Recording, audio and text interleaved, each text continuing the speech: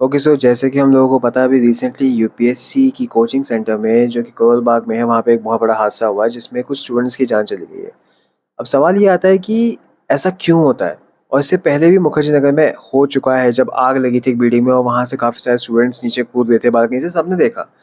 But उसके बाद क्या हुआ? उसको कवर अप किया गया कि हाँ, हमने सील डाउन कर दिया है, और ब्ला ब्ला। उसके बाद नथिंग, सब कुछ सेम वैसे ही चल रहा है जैसा चलता आ रहा है। अब क्वेश्चन ये उठता है कि ऐसा क्यों हो रहा है, बार बार ऐसा क्यों होने देते हैं हम लोग? क्योंकि हम लोग उसके बारे में आवाज़ नहीं उठाते, हम लोग अपनी आवाज़ को हमेशा दबा के रखते हैं। हमें लगता है कि यार, मुझे इससे क्या ही फ़र्क पड़ता है, अपने काम से काम रखो। यही जो हमारी सोच है ना, ये हमें कहीं ना ढकेल रही है उस खाई की तरफ, जहाँ पे उसका अंजाम यही होने वाला है हम लोगों का। आप बस ये सोच के देखो कि वहाँ पे आप हो सकते थे, आपका कोई जानने वाला हो सकता था, तो आप पे क्या बीतती उस वक़्त, आपकी फैमिली पे, आपके ऊपर, अगर आपका कोई जानने वाला या आप वहाँ पे उस वक़्त होते। ठीक है, ऑन जोक साइड, कुछ लोग मज़ाक उड़ाते हैं, जो भी बातें बोलते हैं, बट आई थिंक ये एक सीरियस कंसर्न है जिसके बारे में हमें सोचना चाहिए। बहुत ज़्यादा सीरियस है ये बात। एंड हमें अकाउंटेबिलिटी माँगनी चाहिए उन लोगों से जो लोग इसके ज़िम्मेवार हैं। यानी कि वहाँ का नगर निगम हो गया, जो सरकार करंटली है, हमें उनसे अकाउंटेबिलिटी माँगनी चाहिए कि ऐसा क्यों? आखिरकार ऐसा क्यों? और कब तक ऐसा होता रहेगा?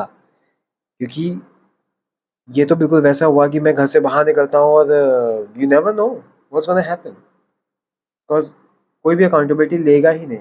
आपकी जान की कीमत कितनी होती है, 10 लाख, 20 लाख, 25 लाख, 30 लाख, ये आपकी जान की कीमत है। बिकॉज़ गवर्नमेंट ऑफ इंडिया को भी ये पता है कि एक अच्छा इंफ्रास्ट्रक्चर बनाने में उस पे कई हज़ार करोड़ रुपए खर्च करने से अच्छा किसी को 10 लाख रुपए दे दो।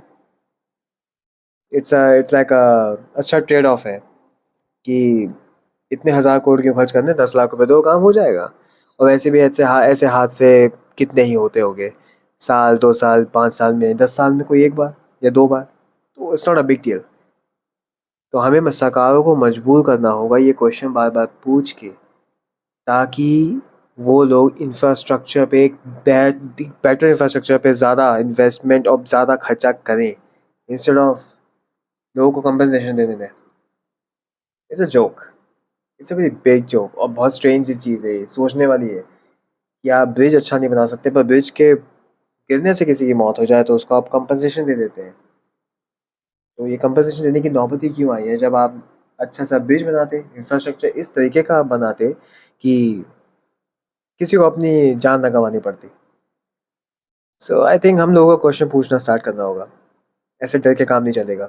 हमें क्वेश्चंस पूछने होंगे, अकाउंटेबिलिटी लोगों से मांगनी होगी। अकाउंटेबल कौन है इस चीज़ के लिए, ताकि लोगों को कुछ जितने भी हमारे सत्ता में बैठे लोग होते हैं उन्हें पता चले कि हम लोग बेवकूफ़ नहीं है, हमें सब पता है। बस एक हमें कोशिश करनी है उसके खिलाफ आवाज़ उठाने की। हमें सवाल पूछने होंगे, जो कि बहुत कम लोग होते हैं जो सवाल पूछते हैं, क्योंकि उनको पता है सवाल पूछने का अंजाम क्या होता है। We all know. पर कहीं न कहीं आज मेरा सवाल ना पूछना या उस चीज़ के ऊपर बात ना करना, फ्यूचर में जाके मुझ पे या मेरे किसी जानने वाले पे ही भारी पड़ेगा। इससे मैं बच के नहीं भाग सकता। We can't run away from this fact. So yes, we all need to ask we all need to start asking question, किसका ज़िम्मेवार कौन है? ताकि हमें फिर से कैंडल लेके जाना ना पड़े। I just hate this thing. To be honest, I hate this thing.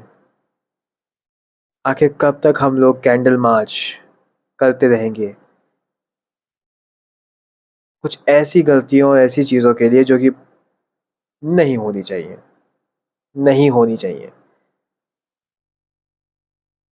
सो या दैट्स इट। मुझे लगा मुझे ये शेयर करना चाहिए, बिकॉज़ मैं भी उसी फ़ेज़ में हूँ, और आई कैन अंडरस्टैंड। सिर्फ़ हमारी होप नहीं, हमारे साथ बहुत लोगों की होप जुड़ी हुई है। एंड जब हम हार नहीं मानते हैं, पर ये सिस्टम हमें फ़ेल कर देता है, तो it's very sad. Signing off.